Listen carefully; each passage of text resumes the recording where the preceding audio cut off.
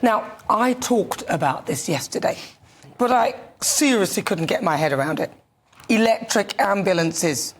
The government are planning to spend our money, over £500 million, on a fleet of electric net zero ambulances.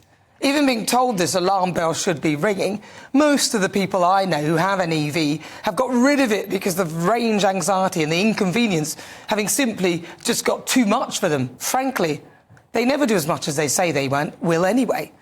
Why are the governments so obsessed to push forward with something that is clearly ludicrous? First of all, they are totally impractical.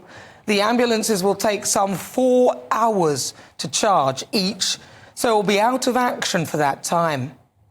They will need space and individual chargers and heaven forbid, they need to do more than the 70 to 80 miles capability, which will be somewhat diminished depending on weather conditions and presumably the use of life-saving equipment to keep their patients alive, which I'm guessing will be powered by the same battery.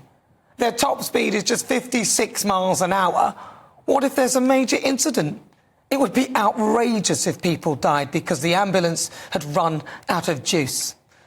Apparently, the NHS is committed to making all new emergency ambulances electric by 2030 and the entire fleet by 2045.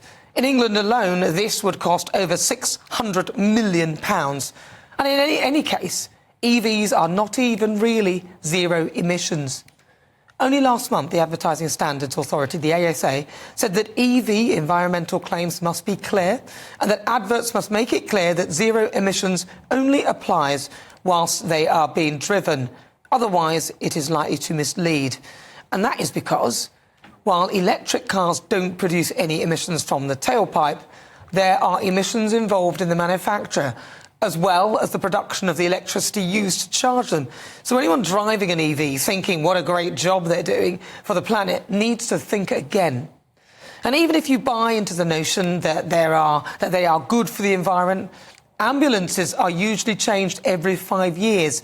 And at about £150,000 per vehicle, the new EV version would need to be on the road for over 15 to make it commercially viable. I don't know any EV that can last that long. So why should the public pay for this? In my view, it's commercially irresponsible and putting our lives at risk for the sake of an ever-questioning green agenda, which will bankrupt the country and is not in the best interest of the patients.